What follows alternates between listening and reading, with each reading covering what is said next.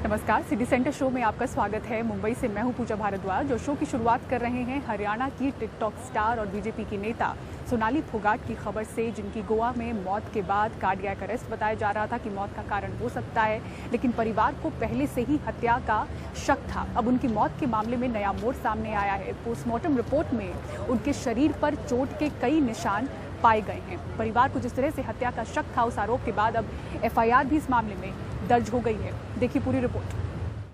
23 अगस्त को गोवा के एक होटल में मृत मिली सोनाली फोगाट के शव का पोस्टमार्टम 2 दिन बाद हो सका। जो प्रोविजनल रिपोर्ट आई है वो बताती है कि सोनाली के शव पर किसी कुंद चीज से चोट के कई निशान हैं। उनके बिसरा और टिश्यू आगे जांच के लिए भेजे गए हैं। पार्थिव शव को हिसार रवाना कर दिया गया।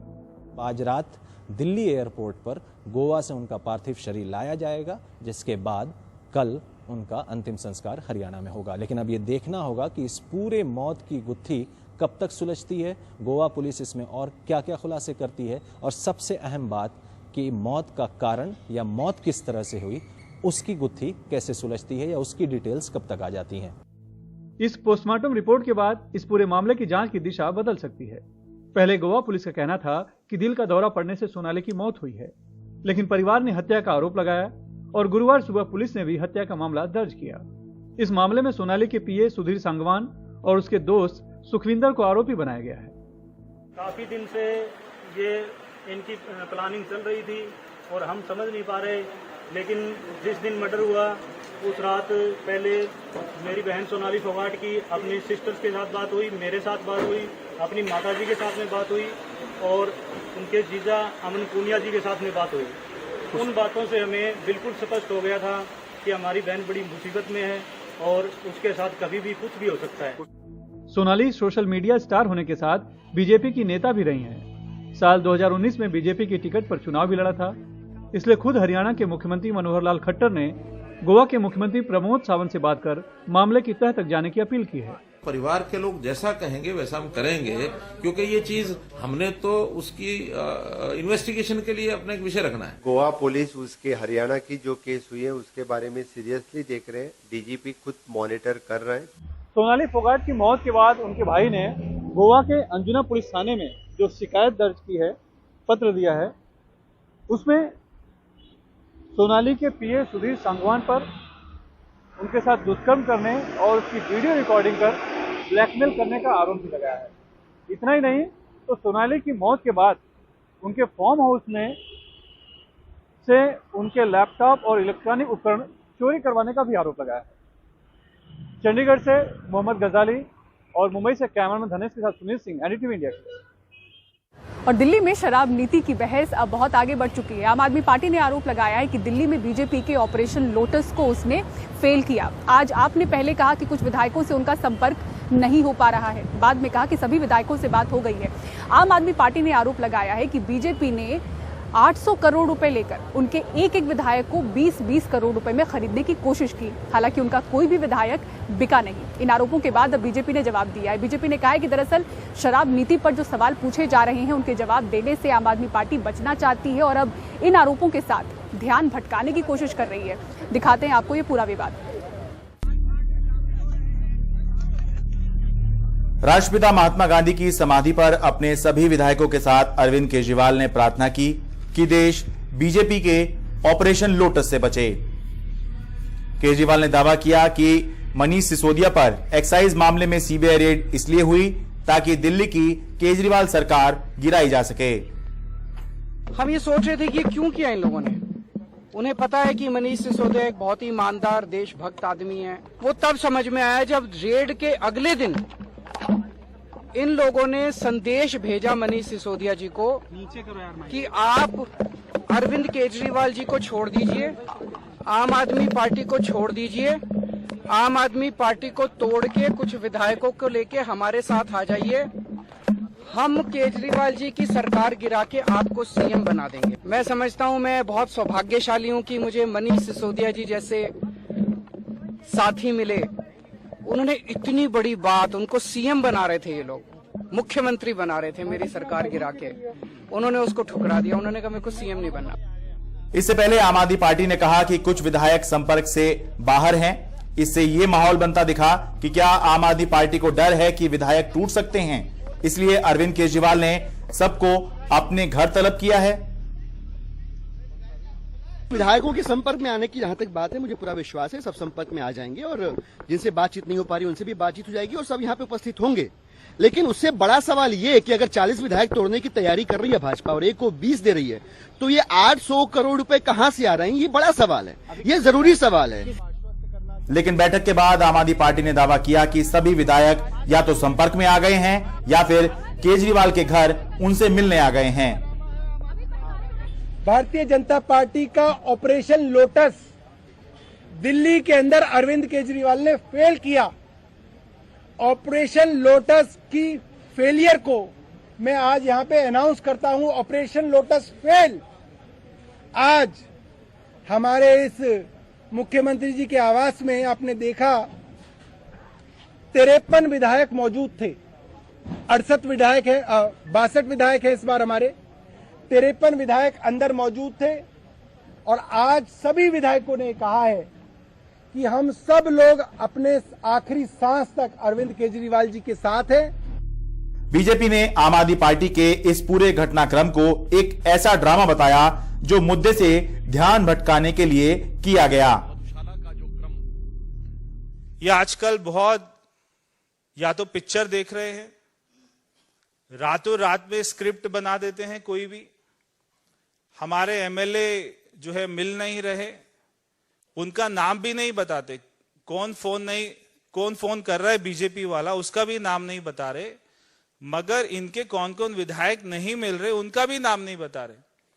अगर ये उनका नाम बता दे तो हमारे कार्यकर्ता जो है उनके घर जाकर उनको ढूंढ के ले आए और हम खुद ही विधानसभा पहुंचा देंगे। वैसे अभी आम आदमी पार्टी से पूछा जा रहा है कि उसके पास क्या प्रमाण है कि बीजेपी मनीष सिसोदिया या अन्य विधायकों को तोड़ने या खरीदने की कोशिश कर रही है। आपका दावा है कि सही समय पर सबूत मीडिया के सामने रखे जाएंगे।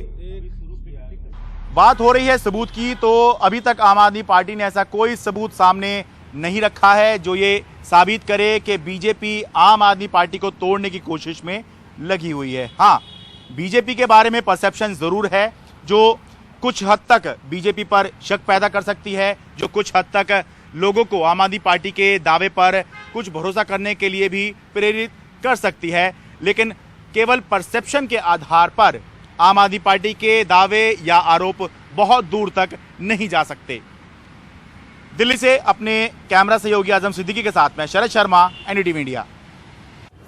मरीजों का इलाज करने वाले एम्स के डॉक्टर खुद बीमार होने की कगार पर हैं। दरअसल दिल्ली के एम्स के मेस में गंदगी की शिकायत है, कीड़े, सड़ी हुई सब्जियों की शिकायत रेजिडेंट डॉक्टर्स एसोसिएशन ने की है। क्या सुनवाई हुई है? परिमल कुमार की इस रिपोर्ट में देखिए। कीड़े रेंग रहे हैं, जहाँ रोटी बन रही वहाँ छिपकली रेंग रही है और जो रायता वहाँ पे कीड़े मतलब ऐसे बुलबुला रहे हैं। तो साफ सफाई की तो बात है ही नहीं। इतना अनहेल्दी खाना हम लोग खा रहे थे, हम लोग बीमार पड़ रहे थे, हमें पता ही नहीं चल रहा था। मतलब मुझे अपने आप को दुख हो रहा है कि मैं इंडिया के टॉप इंस्टीट्यूट में काम कर रहा हूँ। ये तकलीफ दिल्ली के एम्स के डॉक्टरों की है। मेस के बाहर गंदगी से स्वागत, भीतर आलू की बीमार हालत और प्याज की ऐसी क्वालिटी, वो भी तब जब साफ सफाई को लेकर शोर हो चुका है। अब से पहले सड़ी गली सब्जियां, कीड़े और मरे हुए चूहे तक इस मेस में निरीक्षण के दौरान मिल चुके हैं। फिलहाल हम एम्स के एक मेस में हैं, 7 नंबर मेस इसको कहा जाता है। चीजें यहाँ पर चल रही हैं, जो लोग काम करने वाले लोग हैं वो काम कर रहे हैं, लेकिन इतनी शिकायतें और शोर के बाद भी स्थिति क्या है, ये इस तरीके का आलू अब भी यहाँ पर मौजूद है, देखिए, और प्याज आप देखिए। कीड़े फिलहाल नहीं है यहाँ पर, कीड़ों की तस्वीरें हैं लेकिन कीड़े फिलहाल नहीं, लेकिन ये प्याज आप देखिए। एडमिनिस्ट्रेशन से ये रिक्वेस्ट करते हैं कि जब हम एक देश के जो सर्वोत्तम जो हॉस्पिटल है उसमें जब हम अपना दिल से पूरा 100% मरीजों के लिए देते हैं, तो कम से कम हम इतना तो डिजर्व करते हैं कि एक इज्जत से खाना खा ले दो टाइम की। एम्स की रेजिडेंट डॉक्टर्स एसोसिएशन पिछले साल भर में कई बार शिकायत कर चुकी है, पर बात अनसुनी हुई तो food safety and standards authority of India की टीम भी आई और यहाँ का खाना नहीं खाने लायक करार दिया, लेकिन प्रशासन को उस पर भी एतबार नहीं। यहाँ की resident doctor association, student association, SYS association and फसाई के भी लोग इस इंस्पेक्शन के पार्ट बने, सिक्योरिटी ऑफिसर्स पार्ट बने एंड मिनट्स ऑफ मीटिंग के साथ रिटर्न में ये हुआ कि ये खाना जो खाने के लायक नहीं है, किसी के भी खाने लायक ये खाना नहीं है, इसको तुरंत एक्शन लिया जाना चाहिए। ये सब करके हमने मेस को तुरंत बंद करना चाहा। 1 घंटे बाद पता लगता है कि मेस को वापस खोल दिया गया। हमने जब एम्स का पक्ष जानने को लेकर hostel superintendent doctor Sandeep Agarwal से बात की तो उन्होंने कहा कि मेरे पास बताने को कुछ भी नहीं। व्यवस्था बीमार है और डॉक्टर लाचार। ये उस अस्पताल का हाल है जहां तमाम जगहों से मिली नाउम्मीदी उम्मीद में बदलती है, पर इलाज करने वाले डॉक्टर यहां बीमार होने के कगार पर हैं। यह हालत तब है जब केंद्रीय स्वास्थ्य मंत्री खान पान को लेकर तमाम दावे करते हैं, पर उन दावों का मानो यहां दम निकल रहा हो। नई दिल्ली से परिमल कुमार, NDTV इंडिया। और तेलंगाना के विधायक टी राजा सिंह को आज फिर से गिरफ्तार कर लिया गया है। उन पर शहर का माहौल बिगाड़ने का आरोप है।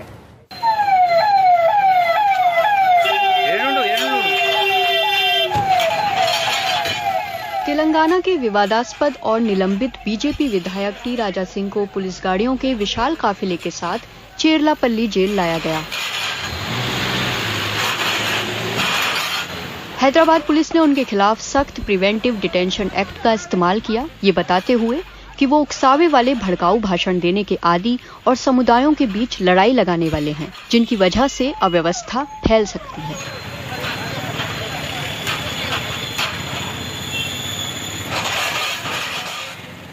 मंगलवार सुबह राजा सिंह को गिरफ्तार किया गया था जब उन्होंने एक वीडियो डाला था जिसमें पैगंबर मोहम्मद के लिए आपत्तिजनक बात की थी।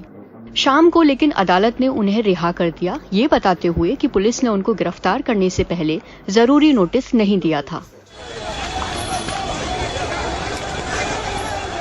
सोमवार से ही हैदराबाद के पुराने शहर में प्रदर्शन जारी थे। राजा सिंह के खिलाफ कार्रवाई की मांग हो रही थी। गिरफ्तारी से पहले राजा सिंह ने एक वीडियो जारी किया जिसमें आरोप लगाया कि हैदराबाद का माहौल बिगाड़ने के जिम्मेदार वो नहीं बल्कि तेलंगाना के मंत्री KT रामाराव और मोहम्मद अली हैं, जिन्होंने मुनव्वर फारूकी के कॉमेडी शो की इजाजत दी जिसने हिंदू देवताओं का अपमान किया था।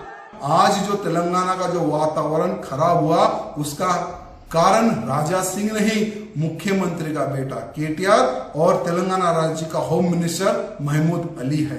एक नोट हैदराबाद पुलिस ने जारी की है जिसमें उन्होंने कहा है कि सिर्फ रीसेंट इंसिडेंट जो वीडियो उन्होंने किया है उसकी वजह से नहीं किया जा रहा ये एक्शन। उनका कहना है कि एक हैबिचुअल ऑफेंडर है राजा सिंह और उनके खिलाफ 101 केसेस हैं, जिनमें से 18 कम्युनल वायलेंस या कम्युनल डिस्टर्बेंस क्रिएट करने के केसेस हैं। और पुलिस का कहना है कि रेगुलरली वो ऐसे बयान देते हैं जिसकी वजह से फियर क्रिएट होता है, कम्युनल डिस्टर्बेंस क्रिएट होता है और मार्केट्स वगैरह बंद हो जाती हैं। और इस बार भी वही हुआ और यही वजह है कि राजा सिंह को अब प्रिवेंटिव डिटेंशन एक्ट के तहत उनको गिरफ्तार किया गया है। हैदराबाद से उमा सुधीर की रिपोर्ट, NDTV इंडिया। और पंजाब, हरियाणा, उत्तराखंड में बौने धान से किसान परेशान हैं। पहली बार उत्तरी भारत के इन राज्यों में बौना धान मिलने से कृषि मंत्रालय भी सतर्क हो गया है और टीम रिसर्च कर रही है। आखिर क्या है बौना धान और इससे किसान क्यों चिंतित हैं? रविश रंजन शुक्ला की इस रिपोर्ट में देखिए। पंजाब, हरियाणा और उत्तराखंड के खेतों में इस तरह के बौने धान पाए जा रहे हैं। ये सामान्य धान की तरह बढ़ते नहीं हैं, बल्कि इस तरह छोटे पौधे ही रह जाते हैं। उत्तरी भारत के इन राज्यों में पहली बार बौना धान इतने बड़े पैमाने पर पाया गया है। हालांकि भारतीय कृषि अनुसंधान केंद्र की एक टीम ने इन राज्यों का दौरा किया है। खुद डायरेक्टर डॉक्टर AK सिंह भी पंजाब और हरियाणा का दौरा करके लौटे हैं। उनके मुताबिक इस रोग से खेतों की 5 से 12% तक फसल प्रभावित हो सकती है। प्रजातियां जो धान की हैं, खासकर पूसा बासमती 1509 है, पूसा बासमती 1692 है, PR 126 है, PR 121 है और PR 114 जो गैर बासमती किस्में हैं, इनमें करीब 5 से लेकर के और 12% के आसपास पौधे बौने पाए गए हैं। लेकिन ऐसा नहीं है कि सारे के सारे खेतों में एक जैसी समस्या है। एक गांव में जैसे मान लीजिए अगर 100 किसान हैं तो 4-5 किसानों के खेत में समस्या इस तरह की पाई गई है। कृषि अनुसंधान केंद्र की एक टीम पंजाब और हरियाणा के अलग अलग इलाकों से कुछ बौने पौधों का सैंपल लेकर आई है ताकि इस बीमारी का कारण पता कर सकें। अब तक जानकारी मिली है कि ये ग्रासी स्टंट और फिजी वायरस की वजह से हो सकती है। फाइटोप्लाज्मा भी इसका एक कारण हो सकता है। अभी जीनोम सीक्वेंसिंग चल रही है, लेकिन किसानों के लिए कृषि अनुसंधान केंद्र ने एक एडवाइजरी जारी की है। हमारा ये सुझाव सभी किसान भाइयों से है, अभी तक तेला चेपा का कहीं कोई प्रकोप नहीं है, लेकिन आगे आने दिनों जैसे जैसे तापक्रम बढ़ेगा तो समस्या थोड़ी बहुत आ सकती है। इसलिए किसान भाइयों से अनुरोध है कि वो सावधानी के तौर पर जब ही उनको कहीं भी तेला चेपा दिखना शुरू होता है ब्राउन कांठा पर, तो अपने खेत में तुरंत जो है दवाओं का छिड़काव करें। कई सारी दवाएं हैं जिसमें ओसिन है, टोकेन है, चेस है, ये इस कीड़े को कंट्रोल करते हैं और कीड़े के माध्यम से ही विषाणु जो है एक पौधे से दूसरे पौधे में जाएगा। फिलहाल इस रोग पर रिसर्च करके वैज्ञानिक इसका निदान खोजने में जुटे हैं। अब तक इस तरह की समस्या दक्षिणी भारत में पाई जाती थी, लेकिन इस बार पहली बार इतने बड़े पैमाने पर धान के खेतों में बौने पौधों की समस्या हरियाणा, पंजाब और उत्तराखंड जैसे राज्यों में देखने को मिली है। गनीमत बस इस बात की है कि ये जो समस्या है ये उत्तर प्रदेश, बिहार, झारखंड, पश्चिम बंगाल और पूर्वोत्तर के राज्यों में नहीं पाई गई है। दिल्ली से रवीश रंजन शुक्ला, एनडीटीवी इंडिया। और सिटी सेंटर शो में फिलहाल इतना ही। पूरी टीम को दीजिए इजाजत। खबरों के लिए देखते रहें एनडीटीवी इंडिया। नमस्कार।